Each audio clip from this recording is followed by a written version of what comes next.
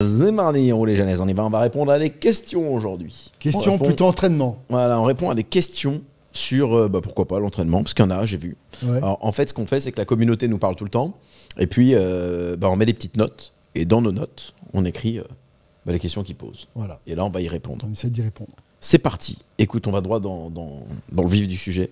La première question, c'est qu'est-ce qui fait prendre du muscle? Voilà. Ouais, qu'est-ce qui fait prendre du muscle? Chris, non, ça, c'est une question intéressante, ça.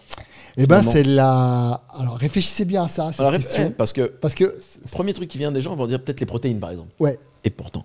Et pourtant, c'est ça tu qui peux fait manger prendre du autant de protéines que tu veux. C'est pas pour ça qu'il va prendre du muscle de manière isolée et magiquement. Magiquement. Nouveau mot, oui, c'est comme ça. En fait, c'est la tension que tu infliges à ton muscle qui va créer des micro-dégâts, des micro-déchirures. C'est la surcompensation ensuite qui va permettre de le développer. Donc en fait, c'est la tension qu'on exerce sur un muscle. Et pour aller au-delà de ça même, suivant l'exercice que tu fais, la tension est plus ou moins forte ou plus ou moins efficace ou efficiente, comme tu aimerais le dire. Voilà. Okay. Donc en fait, si tu tires une charge face à la longueur de tes fibres, c'est pour ça que moi j'ai des exercices très spécifiques en musculation, ça permet d'avoir une tension maximale entre la charge et les fibres bien droite. Et là, tu as une tension comme un élastique bien fort. Parce que si jamais tu as une charge, tu tires de manière sur le côté, tu vois que la tension elle est moins bonne parce qu'elle n'est pas droite. Pas optimale, ok. Voilà. Par exemple, pour le grand dorsal, souvent nous on fait un exercice où on est comme ça, où on tire le grand dorsal, parce que le sens des fibres du grand dorsal part et on remonte comme ça. Donc étirer, contracter, voilà, c'est toujours mieux qu'un mouvement où tu tires un peu comme ça, où c'est un peu moins. Où c'est partiel et pas forcément dans voilà. l'axe. Donc toujours rechercher, en fait, regarder le sens des fibres et tirer en fonction face à ces fibres-là. Okay. Évidemment, peu importe, même si tu fais par exemple du soulevé de terre où tu as plus une tension en isométrique, mais la tension est telle que si tu as une bonne génétique, tu vas prendre quand même du muscle. Parce que la tension est forte. Ok, top. Bah écoute, ça répond, je pense, à leur question.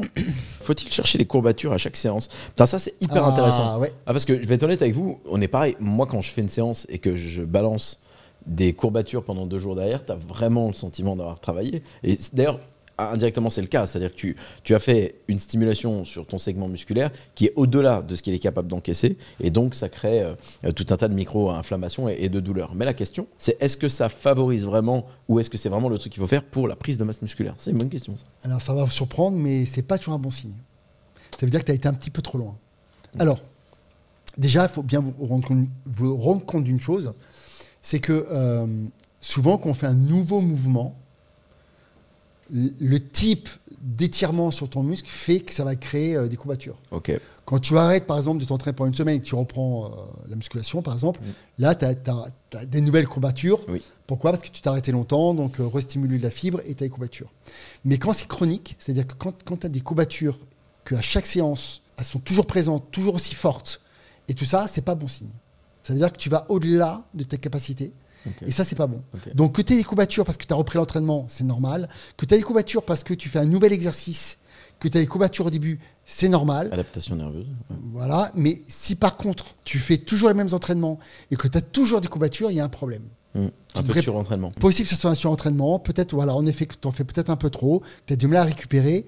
Mais voilà. Donc, tu as dit un truc là. La phase de récupération, c'est aussi pour la respecter, que c'est bien de ne pas aller trop loin, parce qu'elle est dure la jauge. Hein. Moi, j'ai pas de data, là, je vous avoue, j'ai pas d'études ou de méta-analyse en tête qui rassemble des informations là-dessus. Je suis plutôt j'aime bien les démarches empiriques, moi. Je teste, je vois. Mais toi, tu as peut-être un peu plus de savoir théorique, évidemment. Tu as quand même écrit un livre sur les secrets de la prise de masse de muscles. Qu'est-ce que tu en penses là-dessus? Est-ce qu'il y a un facteur aussi par rapport au respect de la récupération? Parce que c'est dur de trouver la jauge. C'est toujours pareil. C'est sûr que si, par exemple, vous faites les pectoraux une fois tous les 15 jours, évidemment, vous pouvez en faire plus parce que tu as un temps de récupération qui est tellement long que voilà. Maintenant, si tu fais les pectoraux un jour sur 2, tous les jours, tous les 3 jours, 2-3 fois par semaine, tu te tues dès le lundi à faire les pecs, tu as des courbatures de fou, ça va être difficile d'enchaîner toute la semaine et les refaire. Donc évidemment, tout ça, ça se mesure, tout ça, ça se calcule. C'est pas faux. De plus en plus, on remet en question la fourchette idéale pour maximiser l'hypertrophie. Tu sais, le fameux 8-12 répétitions. Je sais que notre ami Pierre en parle souvent d'ailleurs. Oui. Pierre Le Sueur, qu'on salue. Quelle est ta lecture avec toute l'expertise de terrain que tu as là-dessus? Parce que c'est vrai qu'on voit de tout. Hein. Oui. Alors, on dit grosso modo, entre 6, 20 ou 30 répétitions, tu es dans une fourchette d'hypertrophie. C'est ce qu'on dit tout le temps. Okay. Mais souvent, vous allez voir qu'en pratique, on revient assez vite sur les 6-12 répétitions. Pourquoi? En théorie, c'est vrai. Entre 6 et 20, 25, 30, c'est vrai. En théorie, oui. Et même dans les études, on voit que ça peut marcher. Le seul problème, c'est que quand tu travailles en dessous de 6, en dessous de 8, 6, tu as des risques de blessures qui sont un peu plus accrus. Forcément, quand tu te rapproches de ta charge maximale, tu peux avoir des problèmes de récupération, de surcharge. Et aussi, au niveau articulaire, il faut pouvoir supporter ça au fil des années. Ok, oui, parce que 8-6, ça veut dire que quand tu fais en dessous de 6, c'est que tu mets une charge assez lourde. C'est quand même assez lourde. Donc, sur le long terme, et suivant les... Je parle bien sur le long terme, ça peut poser des problèmes. Ouais. Quand tu dépasses 12, 15, 20 répétitions, en fait, le problème, c'est que ça impacte tellement ton système nerveux, c'est tellement fatigant, que c'est difficilement tenable sur le long terme. Okay. Tu vois, en tout cas, pas pour tout le monde. Du coup, assez de manière naturelle, on revient vite entre 6, 8 et 10, 12, 15 répétitions. Cette fourche-là, en fait, est beaucoup plus juste parce qu'on a des avantages sans avoir les inconvénients. Okay. Les inconvénients de la récupération, les inconvénients des blessures, etc. Donc, au final, tu te rends compte que dans la pratique, entre 6, 8 et 10, 12, 15, en fait, c'est des créneaux qui sont quasiment les plus optimaux. Oui. Même si on peut, en effet, en faire un peu moins ou en faire un peu plus. Bien sûr qu'on peut. Mais on se rend compte que dans la pratique, quand même, c'est une fourchette qui est plutôt juste. Ouais, c'est intéressant. Puis après, il y a encore une fois tout un tas d'éléments de contexte. Les segments dont on parle, les muscles ont des façons de réagir plus ou moins différentes, comme c'est pas pareil d'entraîner les épaules par exemple ou tes quadriceps. Enfin, il y a quand même des différences. Et puis les notions de points faibles, il y a plein de notions comme celle-ci. Quoi qu'il arrive, je pense que le terrain est une chose intéressante. Et puis l'idée, c'est toujours de progresser et de tester des choses, pas être dogmatique non plus. Si tu as envie de faire des... Je sais par exemple que je parlais de Pierre tout à l'heure, lui fait souvent... faire des répétitions très longues, par exemple sur les séries d'élévation latérale aux épaules, parce que c'est vrai que ça peut l'encaisser et nerveusement et en termes de récup, chose qui peut-être ne recommandera pas sur un autre segment musculaire. Donc voilà, je pense pas qu'il y ait qu'une école non plus, et il y a des gens qui ont fait les bourrins, qui ont fait n'importe quoi et qui sont musclés quand même, parce qu'à la fin de la journée, tu tires sur une charge qui est lourde et tu crées de la contrainte, de la tension mécanique et de la surcharge progressive. À la fin de la journée, tu progresses. Voilà. Bien évidemment avec d'autres facteurs comme une alimentation et la supplémentation. Tiens. Il y a nutrition. Oui, et puis attention à la génétique. Oui, c'est vrai. Tu parles de Pierre. Pierre, par exemple, je pense qu'il fait n'importe quoi pour les biceps, il aura toujours des gros biceps. Ouais. Il a des bras, ce type. Ouais. Mais le problème est là, c'est comme l'histoire des mollets. Il y a des gens qui font quasiment pas les mollets, qui ont des mollets énormes. Moi. Voilà, toi par exemple, tu ne fais jamais, tu as des mollets énormes, jamais, tu vois. Ouais. Mais si demain tu t'entraînes, tu fais un peu de mollets, tu fais un peu n'importe quoi, tu auras toujours tes mollets énormes. Est-ce que quelqu'un qui veut te copier pour avoir les mollets comme toi, ça marchera pas? C'est vrai. Donc attention à ça aussi. T'es intelligent quand même. Hein. J'essaye. C'est depuis toujours. Ça se développe avec le temps. Je pense, mais... Est-ce que c'est grâce au Super Mag, glycinate et tout? Ça va, on peut placer les produits. Qu'est-ce qu'il y a? Alors, que penses-tu de se couvrir pendant les entraînements pour transpirer énormément? Et tu sais que moi, en tant que boxeur à l'époque, amateur, j'étais un rigolo. C'est un mot, parce qu'après les gens ils s'emballent. Je pratiquais comme un rigolo, comme un amateur, mais dans un club, quoi. Mais toujours est-il que c'est ce qu'on faisait. Nous, on nous apprenait ça. On se mettait les ceintures de sudation, on se mettait les survêtements de sudation, on allait courir et on perdait de l'eau, on était content. J'ai d'ailleurs des entraînements entre ça, le shadow et les confrontations avec les sparring. J'ai déjà perdu 1,7 kg dans un entraînement de 2h30. En fait, c'est de la flotte, hein. On y vient. Mais du coup... Oui, mais c'est intéressant. Déjà, il faut comprendre pourquoi on fait ça. On fait ça pourquoi? Pour transpirer plus. Je vous rappelle que la transpiration n'est pas du gras, c'est de l'eau. Donc déjà, si vous faites ça pour perdre plus de gras, non. Non. Désolé, c'est de l'eau. Donc en fait, vous vous mettez dans un état de déshydratation. Alors quand on sait qu'on a 2% de déshydratation, on perd 20% de force. Arrêtez de faire ça, putain. Voilà. Terminé. Ça sert à rien. De sudation. Et après, encore une fois, contexte MMA, vous préparez une fight week, vous faites autre chose. Voilà, ils peuvent perdre 8 kilos en 10 jours d'ailleurs. On doit être au poids, c'est deux choses différentes. C'est un autre délire. Voilà, ouais, toujours, tout est contextuel. Faut-il changer d'exercice souvent pour choquer le muscle? Alors ça, c'est pareil. Alors, je vois beaucoup de coachs qui font ça parce qu'ils doivent bien justifier leur rémunération tous les mois. Parce que s'ils font faire toujours les mêmes exercices, toujours la même routine, à un moment on te dit c'est bon, je connais ta routine, je vois pas pourquoi je repérais tous les mois le truc. Donc il faut bien justifier que tu es un coach et que tu montres une palette très grande d'exercices. Le seul problème, c'est que c'est totalement contre-productif. Pourquoi? Parce qu'à chaque fois que tu changes d'exercice, c'est pas que tu choques le muscle, c'est qu'en fait, il y a une adaptation nerveuse qui doit se refaire à chaque fois. C'est comme ça fait longtemps que tu n'as pas fait de squat, tu ne vas pas mettre très lourd au squat dès le début. Hein. Pourquoi ? Parce que tu as tout un travail de stabilisation, d'adaptation nerveuse qui prend des semaines. Ouais, vous entendez bien, des semaines pour atteindre en fait tes capacités de force maximale. Et n'oubliez pas que la force est un des premiers facteurs en surcharge progressive de développement musculaire. Donc le problème, c'est que pour atteindre encore une fois une charge où tu es bon, il faut du temps. Et une fois que tu es là, tu peux commencer à progresser toutes les semaines, augmenter d'1 kilo, 2 kilos et ainsi de suite pour continuer à progresser. Donc si tu changes tout le temps d'exercice, tu ne peux pas progresser en vrai. Donc c'est intéressant. Alors c'est contre-intuitif, tu dis c'est bien de choquer le muscle, en fait tu choques rien du tout. Ça ne fonctionne pas comme ça. Donc moi je suis vraiment du partisan, une fois que tu as les bons mouvements, par rapport à tes points faibles, par rapport à tes objectifs, tu ne changes pas, par contre tu essayes de progresser, soit en charge, soit en volume musculaire. Intéressant. D'autre part, tu l'as vécu en tant que coach. Les gens parfois peuvent reprocher ce côté standardisé et c'est stupide parce que c'est ne pas comprendre l'essence de la raison pour laquelle tu vas vers quelqu'un qui est un coach. J'explique. Et pourtant, moi, j'ai jamais coaché de façon tarifée. On me demande souvent, j'ai accompagné des milliers de personnes, mais c'était soit des mandataires indépendants, soit des salariés, soit des gens qui entreprennent dans les divers écosystèmes aux côtés desquels j'ai été, mais ça n'a jamais été de prestation, de coaching, d'accompagnement, j'ai jamais fait ça. Par contre, en effet, néanmoins, j'ai observé quelque chose d'essentiel, c'est le compte-rendu. Et en fait, le pouvoir d'un coach et le pouvoir de l'accompagnement de quelqu'un qui t'inspire, c'est le fait de lui rendre des comptes, d'avoir toujours quelqu'un auprès duquel, comme disent les Américains, tu es accountable. Ce mot est beaucoup plus puissant qu'en français, donc oui, je place un anglicisme. Et cette accountability, le fait de rendre des comptes à quelqu'un que tu respectes et que tu admires, te donne une énergie à la régularité. Je vous donne un exemple très empirique de terrain. Chris et moi, on est amis, on est associés. Évidemment, mon entraînement, il a été programmé par Chris, ça fait du sens. C'est pourquoi je vais aller voir quelqu'un d'autre pour faire ça. La diète aussi, eh bien, le fait qu'on soit ensemble sur ce terrain-là fait que je me tiens à une routine et une discipline que peut-être je n'aurais pas sans avoir cette notion de compte-rendu. Quand on est par monts et par beaux, on voyage, parfois des périodes de 3-4 semaines où on ne se voit pas parce que, en effet, on est dans des sphères différentes du monde, eh bien, le fait de faire un petit bilan très régulier, si ce n'est quotidien, de ce qu'on a mangé. Tiens, je suis aux États-Unis, par exemple, horrible à chaque fois. Atlantic City, à l'UFC, j'ai cru que j'allais mourir, quoi. Tu étais dans un hôtel, il n'y a même pas un truc pour prendre un petit déj. Il n'y avait que des burgers et des trucs. Et le mieux, c'était Starbucks, si tu veux. Super.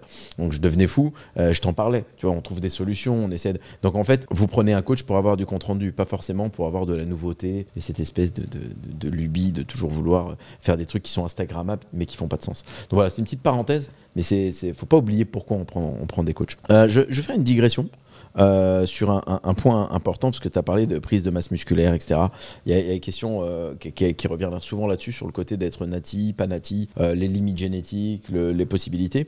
On a ici Mike Thurston qui a confronté Greg Doucette. Alors pour ceux qui ne savent pas qui ce sont ces gens-là, ce sont des Américains. Bon, grâce aux IA aujourd'hui, vous pouvez, il y a les sous-titres, regardez les vidéos. Greg Doucette, il a fait, je crois, une quarantaine de pro-shows nati à l'époque. Puis ensuite, il a pris, heureusement ou malheureusement, des stéroïdes, ça le regarde. Mais en tout cas, il l'a dit très honnêtement. Puis, de toute façon, ça se voit. Et puis après, il a commencé à faire des vidéos un peu nati or not, quoi. C'est-à-dire, est-ce que les pratiquants étaient naturels, donc nati en anglais, ou est-ce qu'ils ne l'étaient pas? Et puis à l'époque, il avait aussi fait une vidéo sur Mike Thurston, qui lui est un influenceur qui est anglais à la base et qui vit maintenant à Dubaï. D'ailleurs, on le croise très souvent, il s'entraîne dans notre salle. Et à l'époque même, Trent Beach, il était souvent. Il est souvent à Warehouse Gym ici. Donc quand on est aux Émirats, on le voit. Et en fait, c'est vrai que c'est un modèle physique assez incroyable, qui a toujours dit être nati, qui a toujours dit ne jamais rien avoir pris, zéro forme de stéroïdes ou de quoi que ce soit qui ressemble. Et même encore aujourd'hui, dans les vidéos qu'ils ont faites, ils ont fait un podcast et une vidéo d'entraînement, ils le challenge. Et Greg Doucette lui dit je te crois toujours pas, mais, mais c'est cool. Et en fait, c'est vrai que je te mets la vidéo pour que tu aies le contexte. Là, ils sont, regarde au Palme. Ils ont fait la salle de sport dehors. Et je l'ai préparé parce que je voulais que tu vois ça. C'est vrai qu'il est à droite, Mike. C'est-à-dire que mec à gauche est dopé, le mec à droite pas.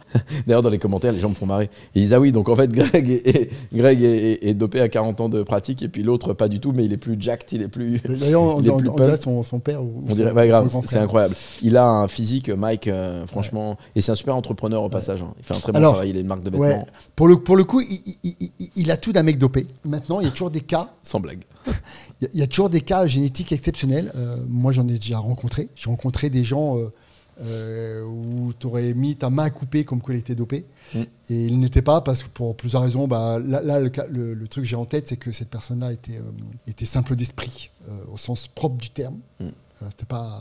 Il avait un problème, d'ailleurs, il était considéré comme handicapé mentaux. D'accord. Et il venait quand même s'entraîner à la salle, tu vois. Il avait des aides de l'État. Il prenait même pas de protéines parce que lui, il pensait vraiment que c'était comme du dopage, tu vois. D'accord. Donc c'était rigolo. Et il avait un physique exceptionnel. Exceptionnel. Et là, pour sûr, il ne prenait pas de produit. Parce que je te dis. Peut-être un déficit en myostatine. Je sais pas, mais voilà. Mais encore une fois, c'était un cas exceptionnel sur 1 million.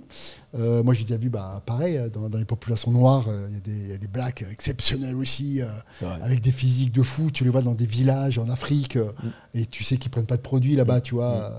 Et les mecs, ils ont des physiques, mais laisse tomber, tu vois. Donc oui, il y a des cas. Il y a des cas de personnes qui ne sont pas dopées, qui ont des physiques exceptionnels. C'est très rare. Mais ça existe. Peut-être que lui, il fait partie des une personne sur 1 million, je ne sais pas. C'est très difficile à dire en fait. Mais en tout cas, il a tout du physique dopé quand même. Oui. Mais bon, écoute, il y a des exceptions, donc voilà. Ouais, ça après bon. Mais 99,9% des cas comme ça sont dopés. Oui. Bien les amis, nous par exemple, on le voit à la salle tout le temps. C'est à l'année que le mec est pump, musclé. C'est sûr que tu peux remettre en question ça. Et puis souvent, ils vont te dire qu'ils prennent pas de stéro, mais après ils prennent du clen ou des trucs comme ça pour stimuler. Pour des produits qu'on donne pour les chevaux, pour l'asthme à la base. Ou même des fois des TRT, donc des ou des replacements de testostérone. Parce pour eux, ils ne sont pas dopés. Ils disent, je suis pas dopé, mais c'est juste pour me remettre. Mais je m'achète quand même une testostérone par semaine. Voilà, si, c'est une forme de dopage.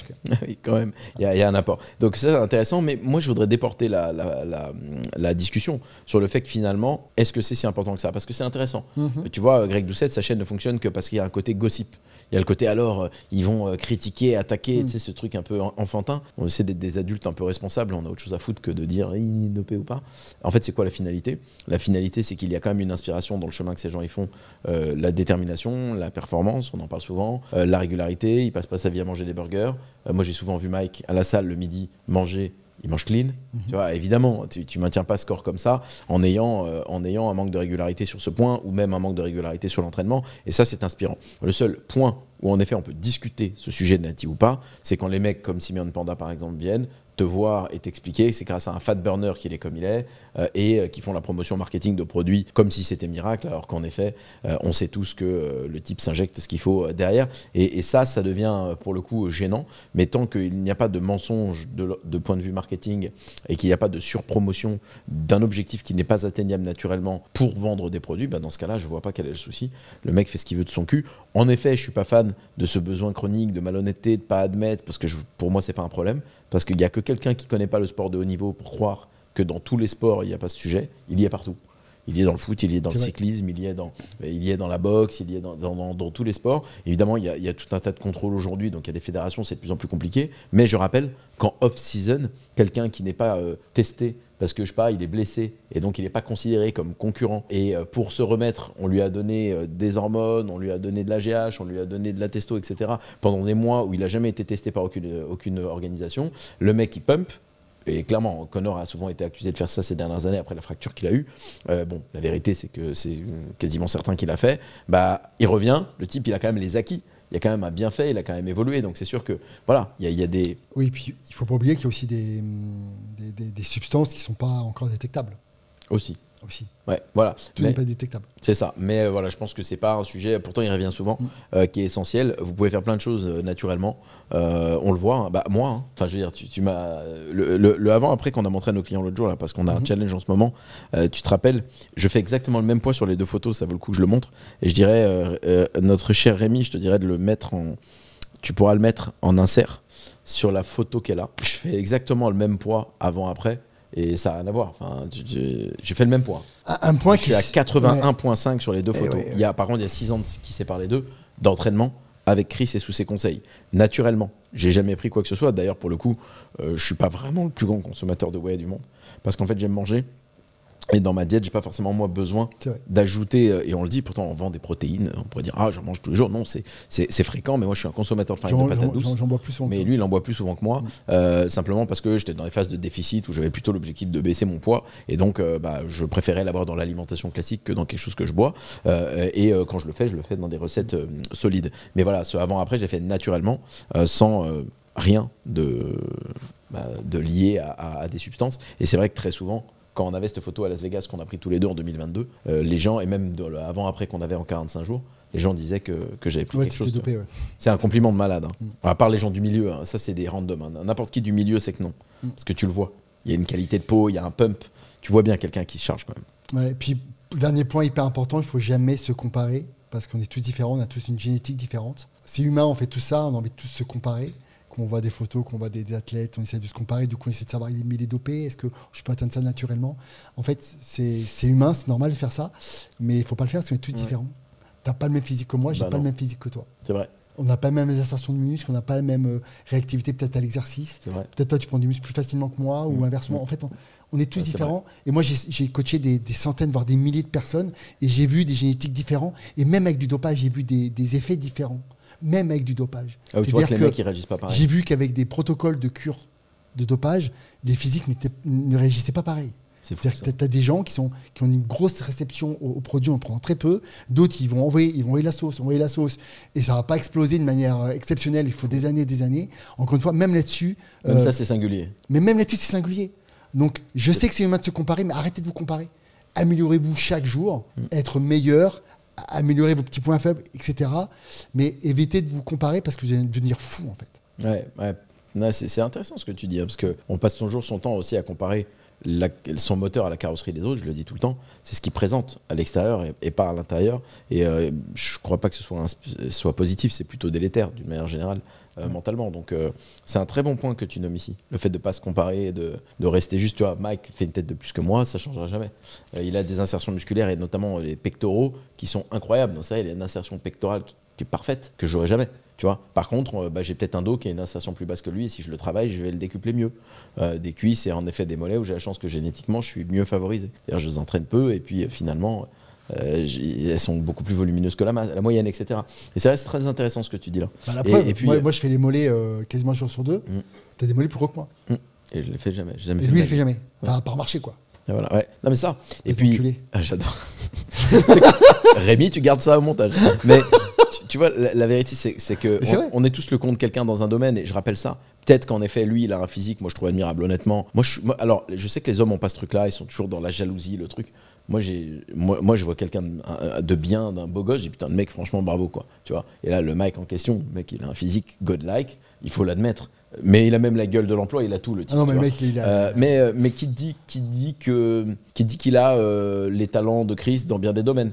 Qui dit qu'il a le développement cognitif ou culturel qu'il peut avoir ou que je peux avoir, qui dit que s'il monte sur une scène et qu'il fait une intervention oratoire, il a la même portée qu'on a nous. On est tous le compte de quelqu'un dans un domaine en fait. Peut-être que lui il nous regarde et il dit putain l'autre il a écrit 5 bouquins en psychologie, putain ça cartonne et trucs, moi j'arrive même pas à écrire un blog, voilà tu vois, on a tous des compétences complémentaires et c'est important de faire attention à ne pas oublier ça. Il n'y a pas non plus que l'aspect physique et puis on est aussi de façon très injuste avec la génétique. Oui, et puis vous ne savez même pas s'il est heureux en fait. Ça c'est le drame des réseaux sociaux. Vous ne savez jamais, la personne vous montre une image, vous ne savez pas si au fond d'elle, cette personne, ou dans la vraie vie, elle est réellement heureuse. Vous ne savez pas. Donc attention aux réseaux sociaux, c'est très très très dangereux. Un coup, elle te déprimer complètement, quoi. T'as vu la vie incroyable, la vie qu'ils ont incroyable. Mais tu sais pas si la personne est heureuse derrière. Il y a des grandes stars qui se suicident parce qu'elles sont malheureuses. Exactement. Et ouais, vous savez pas. Et voilà. Alors qu'elles ont tout pour être heureuses. C'est le mot de la fin. Salut. Mot de la fin, drop the mic.